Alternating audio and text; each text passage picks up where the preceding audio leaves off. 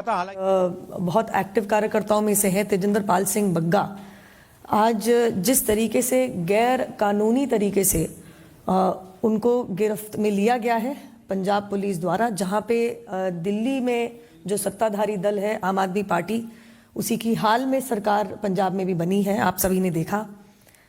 जिस बेरहमी से उनके पिताजी को बाकायदा अलग कमरे में ले जाके मारा गया, और अभी हाल फिलहाल में दिल्ली पुलिस ने एक एब्डक्शन का केस भी दर्ज किया है, जैसे सुर्खियों में देखने को मिल रहा है।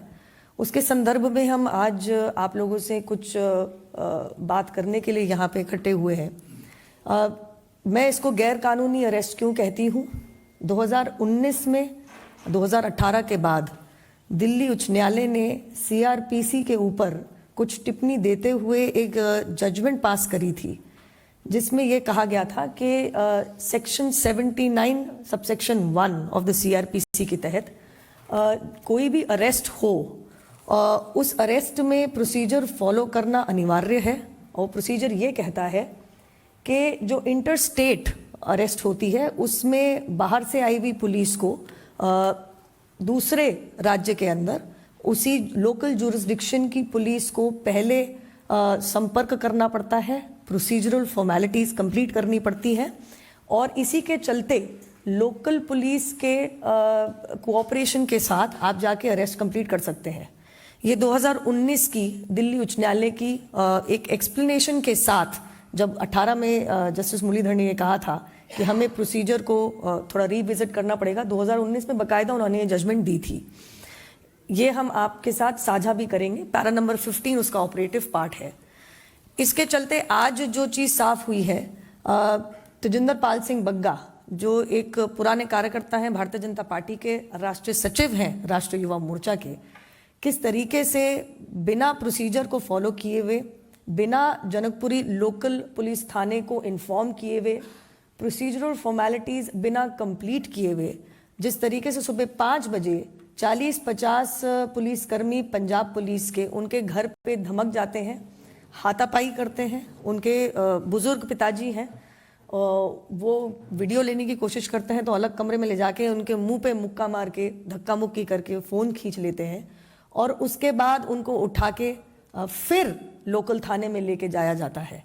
ये बिल्कुल प्रोसीजर के खिलाफ है, जहाँ तक कि दिल्ली उच्च न्यायालय की निर्णय कहता है, और उसी के चलते एक एब्डक्शन केस भी दर्ज किया गया है। इसी के संदर्भ में मैं रिक्वेस्ट करूंगी, हमारे साथ हमारे सीनियर लीडर सिरसा जी हैं और हमारे राष्ट्रीय प्रवक्ता और senior leader RP Singh ji हैं।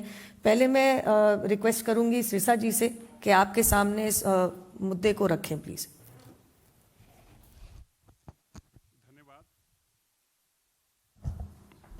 आज जिस तरीके से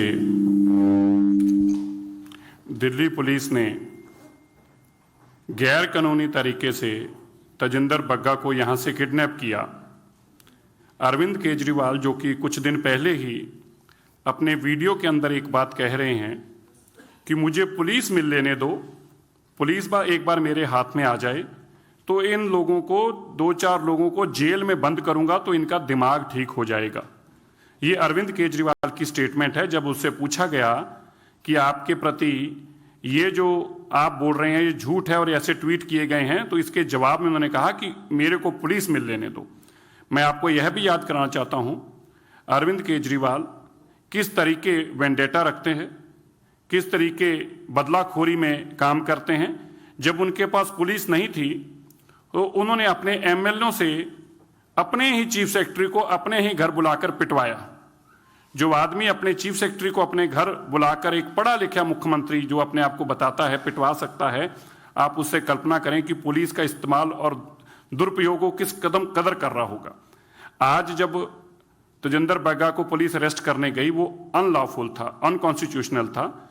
जैसे अभी मेरे से पहले भी बताया गया कि हाई कोर्ट और सुप्रीम कोर्ट की जजमेंट है, और लेटेस्ट जजमेंट 2022 की है, जिसमें बाकायदा जज साहब ने ये क्लियर कहा कि Delhi high court reiterates other states police can not arrest Delhi people without info to Delhi police. और ये डबल बेंच ने पिछले दिनों में ही ये 2022 को 26 जनवरी 2022 के 25 जनवरी का केस था जिसमें जस्टिस सिद्धार्थ मृदुल जी और अनूप जयराम जी, जिसके अंदर उन्होंने स्टेटमेंट जजमेंट में कहा आज अरविंद केजरीवाल ऐसा क्यों कर रहा है। अरविंद केजरीवाल जो उसके खिलाफ लोग बोल रहे हैं, जो सच्चाई खोल रहे हैं, जो उसके बेनकाब कर रहे हैं उनके झूठों को, उनका मुंह बंद करना चाहता है, उनको डराना धमकाना। वो चाहता है कि बीजेपी का कार्यकर्ता सच ना बोले, उसकी सच्चाई लोगों के सामने ना आए। इसके लिए वो पंजाब पुलिस का दुरुपयोग कर रहा है।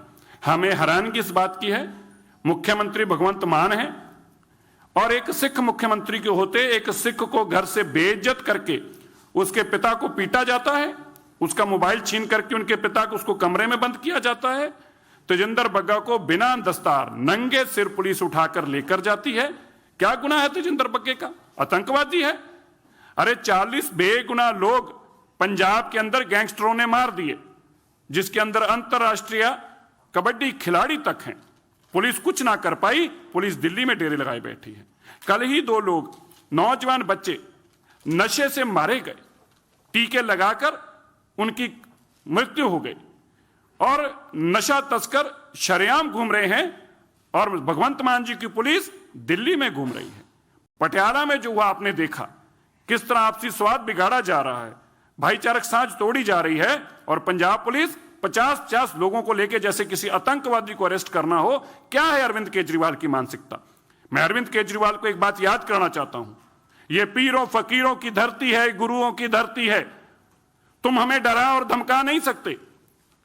इस धरती पे सिखों को डराने और धमकाने के लिए जकरिया खान ने कोशिश की, औरंगजेब ने कोशिश की, गोरा ने कोशिश की, गांधी परिवार ने कोशिश की। तुम हमें जेलों में तो बंद कर सकते हो, मुकदमे तो बना सकते हो, लेकिन डराकर मुंह बंद नहीं कर सकते। और इनसे आपसे पहले भी जिन लोगों ने ऐसा करने की कोशिश की, आज उनका हाल हशर देख लीजिए। मुकदमों में, जेलों में बंद पड़े हैं। देश का कानून है और देश के कानून में किसी सूरत में किसी को उस कानून को तोड़ने नहीं दिया जाएगा। दिल्ली पुलिस ने किडनैपिंग का मुकदमा दर्ज किया है क्योंकि आप किसी पुलिस के स्टेट में जाएंगे बिना उस पुलिस के लोकल पुलिस स्टेशन की जानकारी में, लोकल पुलिस को साथ ले जाकर जब तक उसको अरेस्ट नहीं करते, it amounts to a kidnapping, illegal detention. आप गैर कानूनी तरीके से तेजिंदर बग्गा को अरेस्ट कर ले जाने की आपने जो कोशिश चेष्टा की है, दिल्ली के अंदर मुकदमा दर्ज हुआ है। हरियाणा में जो भी जानकारी मिल रही है मीडिया के माध्यम से, कुरुक्षेत्र में दिल्ली पुलिस के आगरा के ऊपर की किडनैपिंग हुई है और ये सारी किडनैपिंग करने के बाद 3 पुलिस वाले जाते हैं बताने के लिए कि हमने जी आदमी किडनैप कर लिया। क्या बात है। आप अरविंद केजरीवाल की दलेरी देखो। अरविंद केजरीवाल, तुम जितनी मर्जी कोशिश कर लो, पंजाब देश के लोग आज देख रहे हैं किस कदर तुम बदलाखोरी के ऊपर उतर आए हो। अभी तो तुम्हें एक स्टेट की सत्ता मिली है। आप सोच के कल्पना करके देखिए कि आदमी कितना खतरनाक है। 1980 के दशक वाले रास्ते पर सिखों को ला रहा है, पंजाब को उसी रास्ते पर ले जा रहा है। मैं आज पंजाब के लोगों को यह बात याद करना चाहता हूं, मैं बार बार कहता रहा, अरविंद केजरीवाल एक ईस्ट इंडिया कंपनी की तरह आया है। पहले सपने दिखाएगा, फिर तुम्हें लूटेगा, कूटेगा, मारेगा, यह सिखों को बदनाम करेगा, यह आतंकवादी बताएगा, उनको जेलों में बंद करेगा। और वही काम अरविंद केजरीवाल ने शुरू कर दिया है। लेकिन भारतीय जनता पार्टी सच के साथ खड़ी है। तेजिंदर बग्गे ने कोई गुनाह नहीं किया, उसने अरविंद केजरीवाल के झूठों को बेनकाब किया है और झूठ को 1000 बार बेनकाब करेंगे। हम सब तेजिंदर बग्गा के साथ खड़े हैं, उसके परिवार के साथ खड़े हैं। भारतीय जनता पार्टी किसी भी सूरत में अपने कार्यकर्ता के साथ ऐसी बेइंसाफी देश में किसी भी नागरिक के साथ नहीं होने देगी। और वो तो हमारी पार्टी का आदमी है। मैं बड़े सख्त शब्दों में इसकी निंदा करता हूं और पुलिस को चेतावनी देता हूं। याद कीजिए 1980 के दशक के सब पुलिस वालों पर मुकदमे बने जिन्होंने इस तरह से जातियां की। आप अगर जाति करेंगे तो कानून आपके ऊपर भी काम करेगा। कानून सब पे लागू होता है। पुलिस कानून के दायरे से बाहर जाकर काम नहीं कर सकती। अरविंद केजरीवाल का चेहरा बेनकाब हो रहा है और होगा। और यह घिनौना चेहरा आज उसका आपके सामने आया।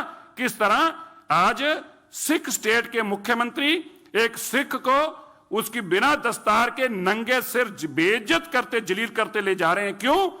क्योंकि अरविंद केजरीवाल के खिलाफ सच बोल रहा है। सच बोलने की यह सजा मिल रही है बग्गा को, क्योंकि लूट कसूट जो अरविंद केजरीवाल कर रहा है उस लूट कसूट को एक्सपोज करते आए हैं, करते रहेंगे। इसलिए मैं आप लोगों को यह जानकारी देना चाहता हूं, किसी भी सूरत के अंदर पंजाब पुलिस ने जो इलीगल काम किया है वो नहीं बर्दाश्त किया जाएगा। उसके ऊपर कानूनी कार्रवाई होगी और कानूनी कार्रवाई के शिकंजे में जो भी गलत करेगा वो शिकंजे में पकड़ा जाएगा, बचकर नहीं जा पाएगा। धन्यवाद।